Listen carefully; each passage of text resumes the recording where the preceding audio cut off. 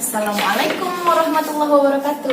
Waalaikumsalam warahmatullahi wabarakatuh. Sebelum kita memulai pembelajaran, mari kita siapkan dulu pada ketua kelas untuk dapat menyiapkan kelas.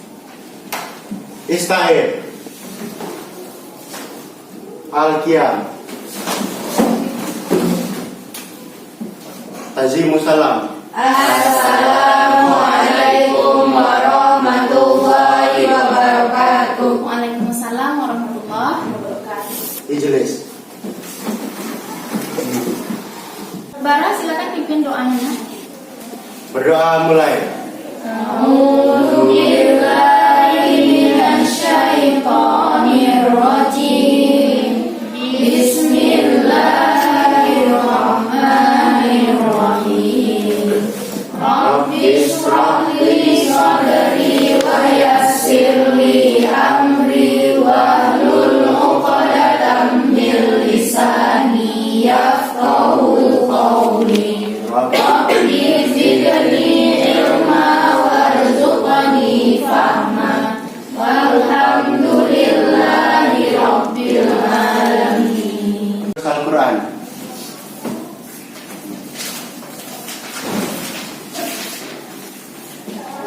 A'udzu billahi minasyaitonir rajim.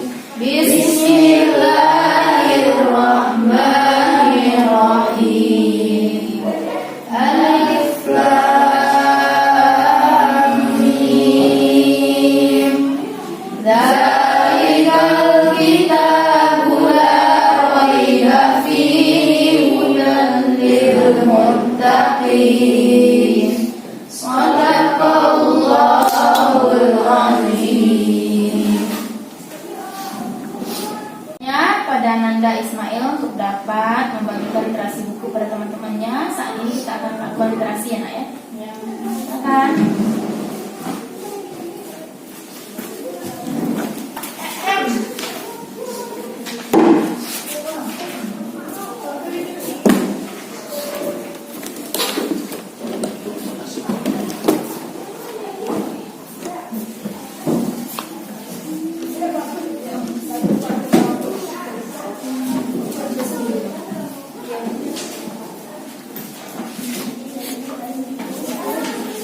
Silakan ke depan ya.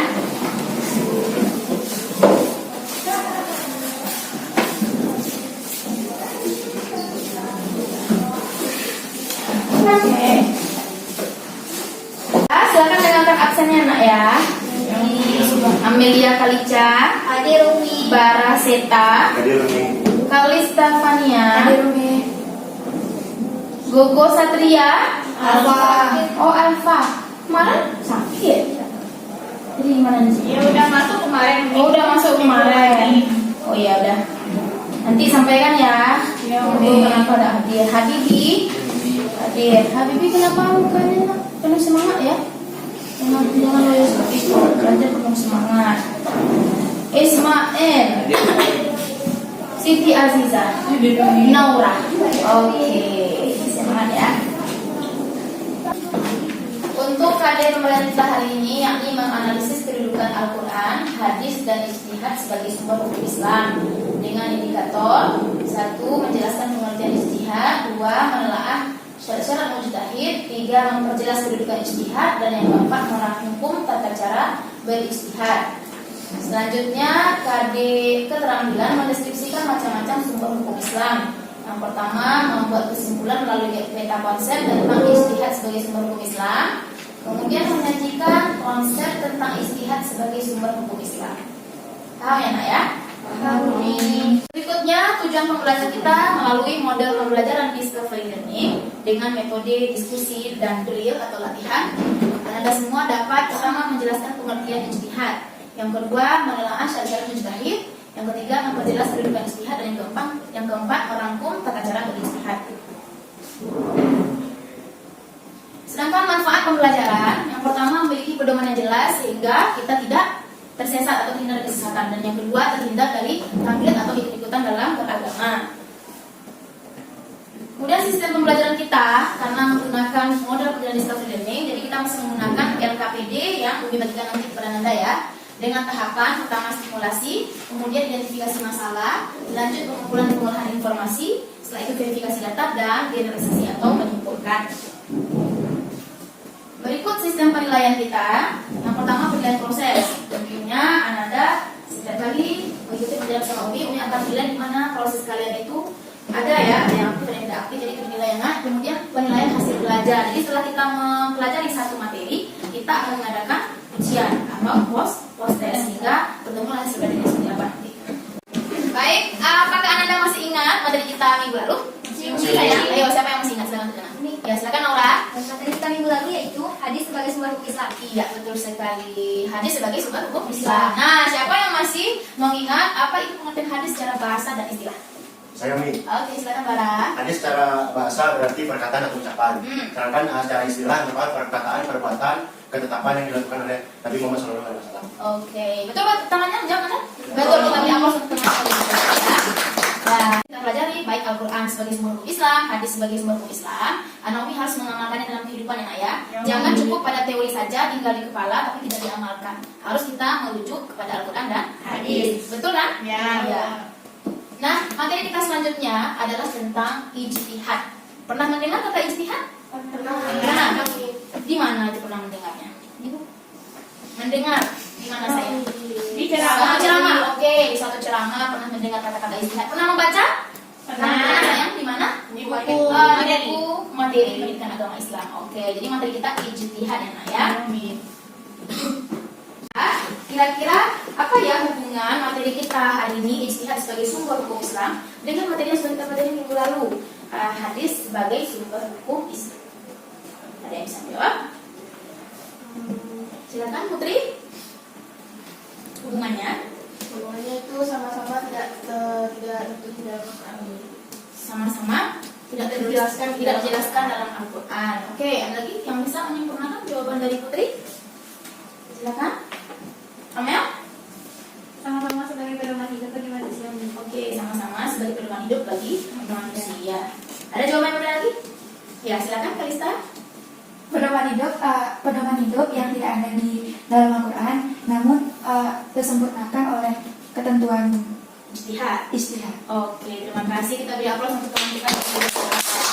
Jadi Anda hari ini kaitan antara materi ijtihad dengan Al-Quran dan hadis yang sudah terjadi pada pertemuan pertama dan kedua sebelumnya adalah sama-sama kita mempelajari sumber hukum Islam, di mana apapun yang kita perbuat itu ada aturannya, baik itu yang berasal dari Allah yaitu Al-Quran, aturan yang berasal daripada Nabi Muhammad SAW itu hadis, dan yang ketiga adalah ijtihad yang dilakukan oleh para ulama.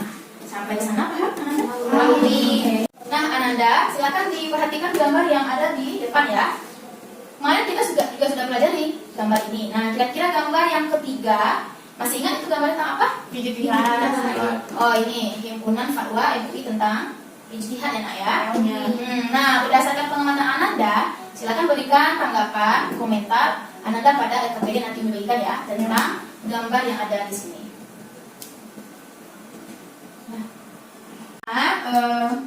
Mari kita bagi kelompok. Yang kelompok yang putra bertugas untuk mendiskusikan pengertian ijtihad, kemudian syarat-syarat menjadi seorang mujtahid. Sedangkan kelompok yang putri mendapatkan tugas yakni merangkum tata cara berijtihad, dan yang kedua adalah menjelaskan atau memperjelas kedudukan dari ijtihad sebagai sumber hukum Islam. Dan yang terakhir adalah menjelaskan sumber hukum Islam dalam kehidupan sehari-hari, bagaimana penerapannya. Oke, sampai di sini paham? Silakan untuk membuat kelompok. Ini untuk LKPD untuk masing-masing kelompok. Silakan nanti diskusikan sesuai dengan arahan yang ada pada LKPD ya.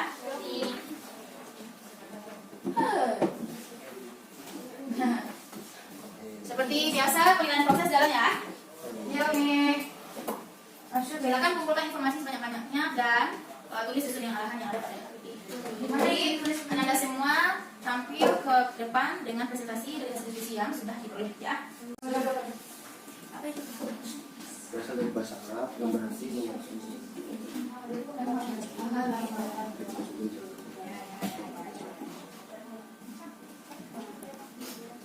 Ya, bagaimana di sini sudah selesai diskusinya? Sudah, oke. Ya, kita tunggu yang putra sedikit lagi. Kalau sudah kita tampil ke depan ya. Baik, Umi.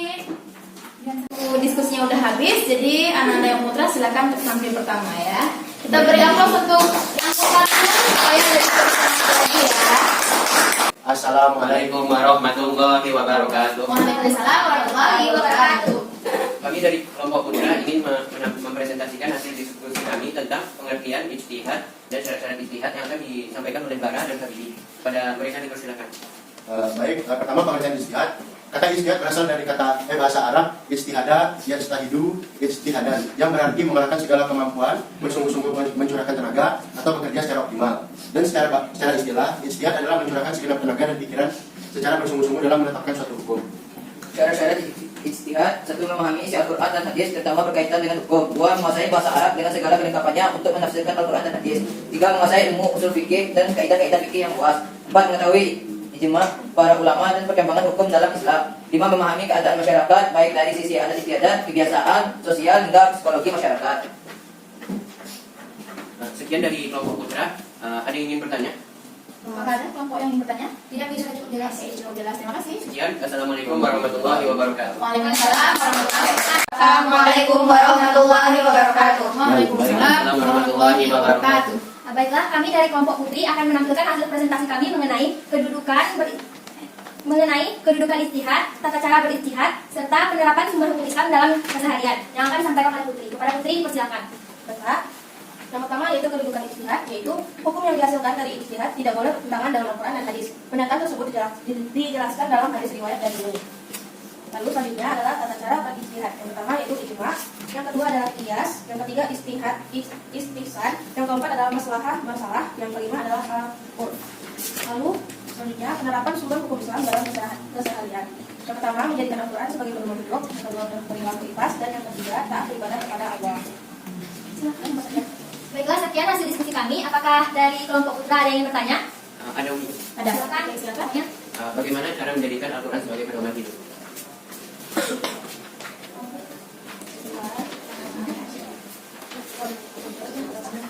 Silakan. Bagaimana cara menjadikan Al-Quran sebagai pedoman hidup, yaitu membaca Al-Quran dan mengamalkan arti dari Al-Quran tersebut. Apakah dari pihak Putra Mas? Sudah. Baiklah, sekian dari presentasi kami. Apabila ada kesalahan, kami mohon maaf. Kami sudahi dengan Assalamualaikum warahmatullahi wabarakatuh. Waalaikumsalam. Nah, Ananda, terima kasih sudah bisa memberikan presentasi yang bagus untuk pertemuan kita hari ini ya. Selanjutnya, siapa yang bisa memberikan kesimpulan terkait dengan materi kita yang ketiga yang sudah kita belajar? Pertama, Al-Quran sebagai sumber hukum Islam, yang kedua hadis sebagai sumber hukum Islam, dan yang ketiga tentang ijtihad sebagai sumber hukum Islam. Nah, kenapa aku ditanyakan ini? Supaya Uni juga paham pula. Ananda udah betul-betul memahami nggak materi kita yang ketiga ini? Kalau sudah, tentu ada kesimpulan yang bisa kita peroleh. Oke, silakan siapa yang bisa menyimpulkan tentang Al-Quran dulu? Oke, silakan Laura. Yang pertama yaitu mengenai pengertian Al-Quran. Menurut bahasa, Al-Quran itu berasal dari kata Qur'an yang artinya membaca.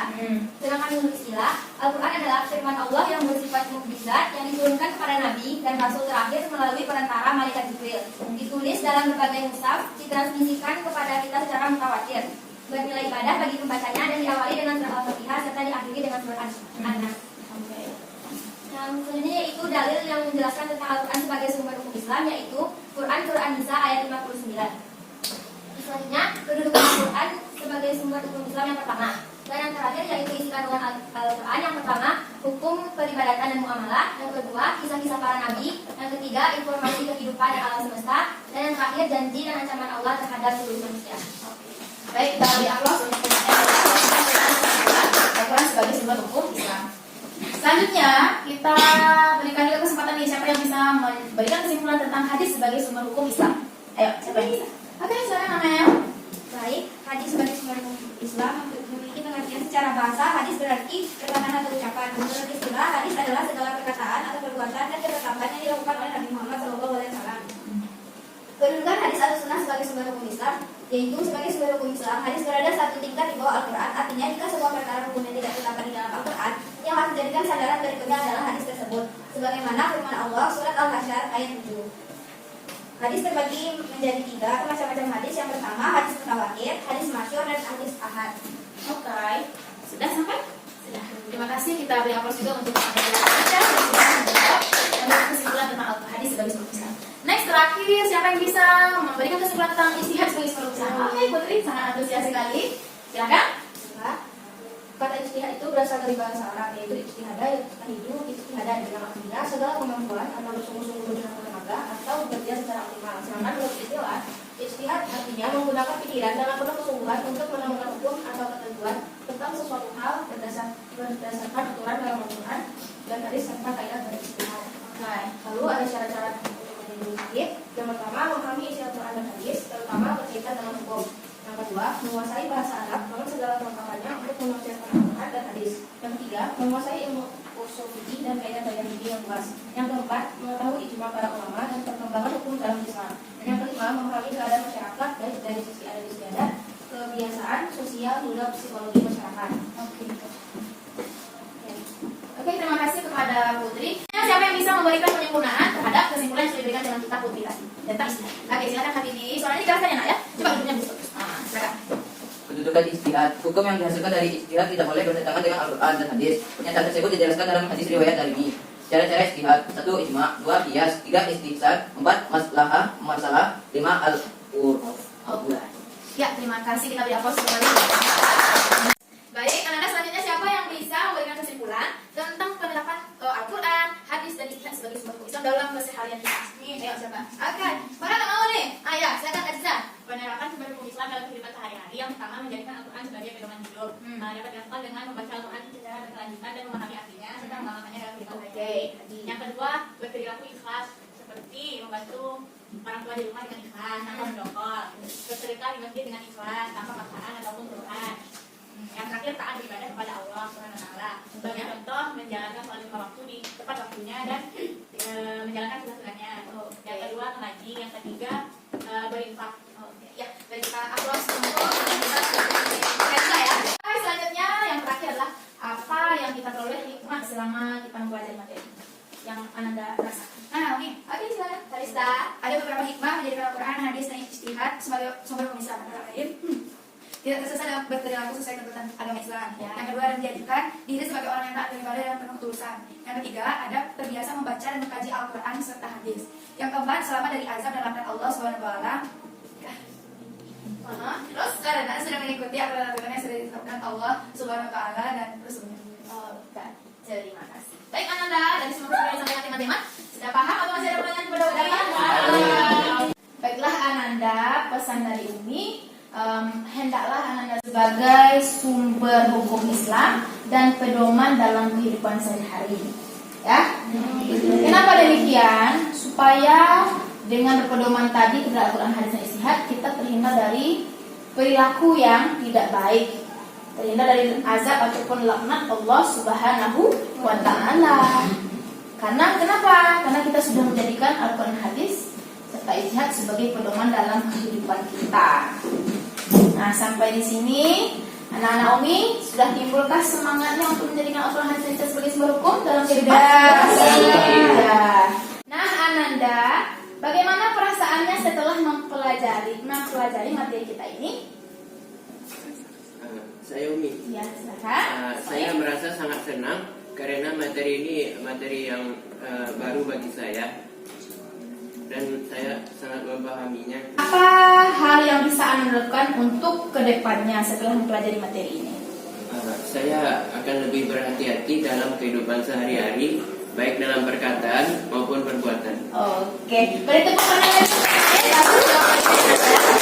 Anda karena materi kita sudah selesai, jadi hari ini Umi akan memberikan kertas post-test. Silakan Anda jawab dalam waktu 2 menit saja.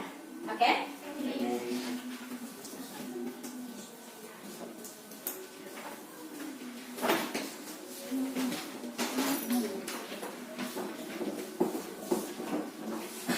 Oh, udah ada. Sudah ada ya. Oke. Next. Anda, terima kasih sudah hadir pada pertemuan hari ini. Untuk menutup pembelajaran, mari kita bersyukur kepada Allah. Silakan disiapkan. Istair. Hamdalah. Alhamdulillahirabbil